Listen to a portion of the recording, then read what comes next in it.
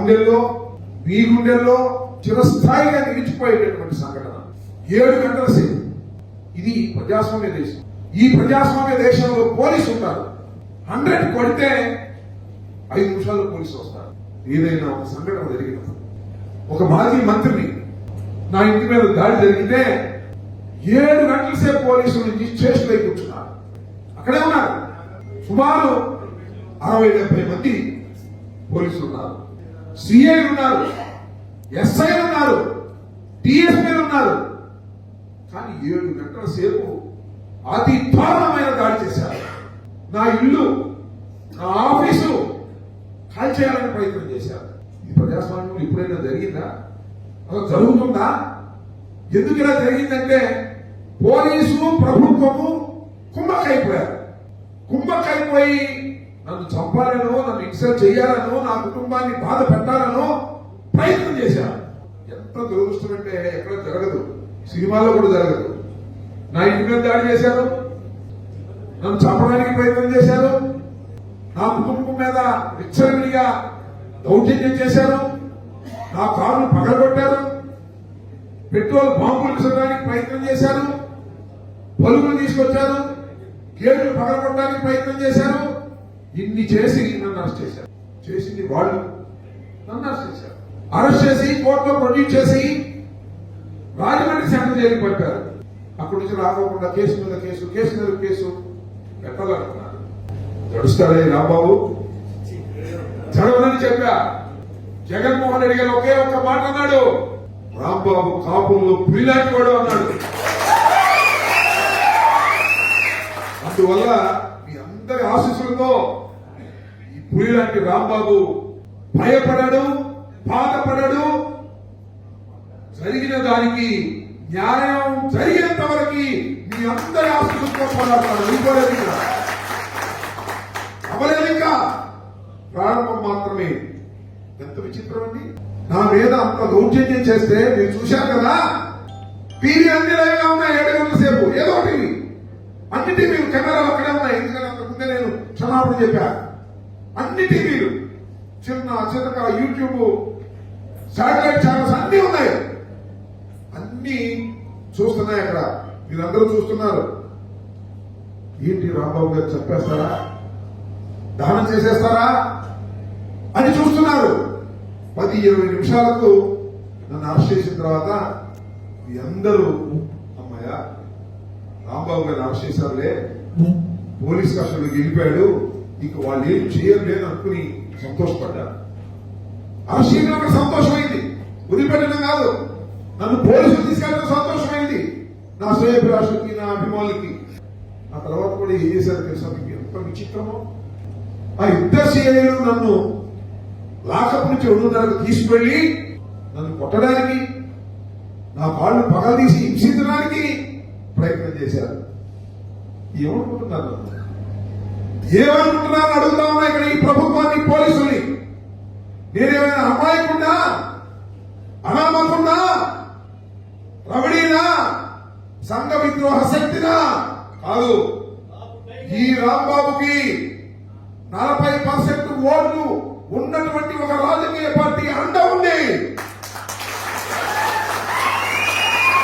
ఈ రాష్ట్ర జనాభాలో 20% కులం ఉన్నటువంటి కులంలో పుట్టి పెరిగినటువంటి వ్యక్తి నేను. న్యాయం జరిగేంత వరకు మీ అందరి ఆశీస్సులతో పోరాడతానని మనం చేస్తున్నాం. సరే, నా కులం వాళ్ళు చాలా పార్టీలో ఉన్నారు. నా పార్టీలో తక్కువ మందే ఉన్నారు మొన్న. ఎందుకంటే ఓటు శాతం చూస్తే కూటమికి సపోర్ట్ చేసేవాళ్ళు ఉన్నారు, పవన్ కళ్యాణ్ గారికి సపోర్ట్ చేసేవాళ్ళు ఉన్నారు. వాళ్ళందరినీ అడుగుతా ఉన్నా, మీరు ఓట్లు ఎట్లా వేసుకుంటారా చూద్దాం. నాకు జరిగిన అన్యాయానికి మీరు అండగా రాలని అడుగుతా ఉన్నా. ఏ పార్టీలోనే ఉన్నా పోలీసులు రక్షించాలండి. నన్ను పోలీసులు రక్షించకపోతే ఎవరు రక్షిస్తారు? నా బంధువులు కదా, నా ఎక్స్టెండెడ్ ఫ్యామిలీ కదా ఈ కప్ సంఘం. మీరు రక్షించరా నన్ను? మీరు నాకు అండగా ఉండరా అని అడుగుతా ఉన్నా. అయిపోయింది ఆ సంఘటన. కానీ న్యాయ పోరాటంలో మీ అందరి ఆశీస్సులతో ఎవరైతే నా మీద దాడి చేసి, ఎంత ఆశ్చర్యం అండి, నా మీద దాడి చేస్తే కేసు కడితే ఎప్పుడు వదిలేస్తారా? నా కాళ్ళు పగలగొట్టినందుకు, నా ఇంటి మీద బాంబులు వేసినందుకు, నా ఇల్లు పగలగొట్టినందుకు, నా ఆఫీస్ ధ్వంసం చేసినందుకు ఊరిని వదిలేస్తారండి? నేనేదో అన్నానని క్షమాపణ చెప్పానని 18 రోజులు జైల్లో పెట్టారే, కానీ ఆయన ఊరిలో వదిలేశారే. ఏంటి అన్యాయం అంటే ప్రభుత్వం మీరేనా? మీ గృహం వాళ్ళేనా పోలీసులు? వదిలేయటం ధర్మమేనా? ఇది సమంజసమేనా? ఇవాళ ఇలా జరిగింది, రేపు ఇంకోటి ఆ పోరాటానికి నా కులం మద్దతు, నా పార్టీ మద్దతు కావాలని అడుగుతా ఉన్నా. నా పేరు అంబటి రాంబాబే కాదు, నేను వైఎస్ఆర్ కాంగ్రెస్ పార్టీ నాయకుడే కాదు, నేను ఒక కాపు బిడ్డనే కాదు, పోరాటం చేసి నా మీద దౌర్జన్యం చేసినటువంటి అందరికీ శిక్ష పడేలాగా న్యాయ పోరాటం చేయకపోతే నేను అంబటి రాంబాబు కాదు. అంతేకాదు, ఇన్ని దుర్మార్గాలండి, ఇన్ని అన్యాయాలండి. ఏ పోలీసులు వచ్చి లాఠీ చార్జ్ చేయకూడదు, లాఠీ చార్జ్ చేసి పంపించేయకూడదా? ఒక్క లాఠీ చార్జ్ చేయడు. అలా జరుగుతూ ఉంటే నేను దానికి మీరందరూ మద్దతు కావాలి. వాళ్ళతో ఆపని పోరాటం ఆల్రెడీ కేసేసా హైకోర్టులో. మొన్ననే ఎస్పీకి, డిఐజీకి రిప్రజెంటేషన్ ఇచ్చా. అయ్యా, నన్ను పోలీస్ కస్టడీలో హింసించినటువంటి వారి మీద మీరు యాక్షన్ తీసుకోండి, విచారణ జరిపేది. అంతేకాదు, అక్కడ సీసీ కెమెరాలు ఉన్నాయి. నన్ను 2.5 బయటకు ఎందుకు తీశారు ఆ సీసీ కెమెరాలు? సీకేమని చెప్పా. చేయకపోతే కోర్టుకు వెళ్తా, హైకోర్టుకు వెళ్తా.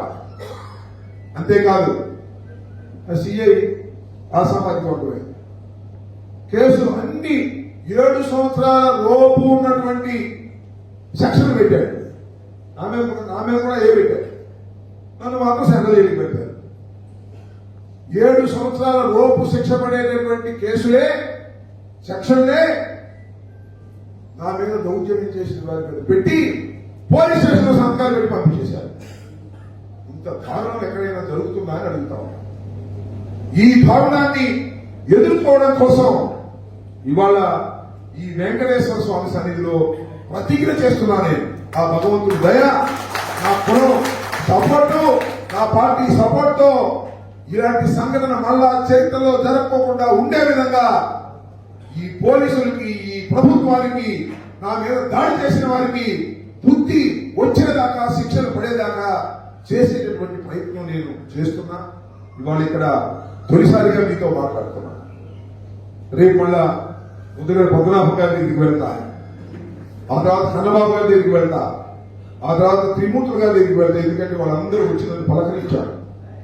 వెళ్ళి మళ్ళా వారికి నా ధన్యవాదాలు చెప్పాలనే ఉద్దేశంతో సాధ్యమైనంత వరకు రాష్ట్రంలో అన్ని ప్రాంతాలు తిరిగి దీన్ని ఎండగట్టి ప్రజల్లో చెప్పి న్యాయం జరిగే విధంగా, ఒకవైపున న్యాయ పోరాటం కోర్టులో చేస్తాను, ధర్మ పోరాటం మీ అందరి సమక్షంలో చేస్తున్నాను. అంబటి రాంబాబు అంటే ఆషామాషి కాదు అని, అంబటి రాంబాబు కులం అంటే ఆషామాషి కాదని, అంబటి రాంబాబు పార్టీ అంటే ఆషామాషి కాదని నిరూపించడమే నా ప్రధాన ధ్యేయంగా పెట్టుకుని ముందుకు సాగుతాయని కూడా మనవి చేస్తూ, మరి ఈ రోజున రాయుడు గారు, పెద్దలు అందరూ ఎంతో ప్రేమతో నన్ను ఆహ్వానించారు. ఈ కాపు కళ్యాణ మండపంలో సమావేశం ఏర్పాటు చేశారు. వీళ్ళందరూ చెప్పగానే అందరూ నా మీద ప్రేమతో జరిగిన అన్యాయాన్ని గురించి మీరు కక్షతో ఉన్నారని నాకు తెలుసు. మీరందరూ కూడా వచ్చారు, ఆశీర్వదించండి, అందరికీ చెప్పండి. మన వాళ్ళందరికీ ఏ పార్టీలో ఉన్నా జరిగింది మాత్రం అన్యాయం. ఇవాళ నాకు జరుగుతుంది, రేపు ఇంకోటి జరుగుతుంది. ఈ జరిగినటువంటి అన్యాయాన్ని ఖండించాలి. దానికి ఒక లాజికల్ ఎండ్ తీసుకురావడం కోసం నేను శాయశక్తుల ప్రయత్నం చేస్తాను, పోరాటం చేస్తాను. మీరు నాకు మద్దతుగా ఉండాలని మనస్ఫూర్తిగా మిమ్మల్ని కోరుకుంటూ, ఇక్కడ వచ్చినటువంటి మిత్రులందరికీ కూడా నా హృదయపూర్వకమైనటువంటి ధన్యవాదాలు, నమస్కారాలు తెలియజేసుకుంటూ మీ దగ్గర సెలవు తీసుకుంటున్నాను.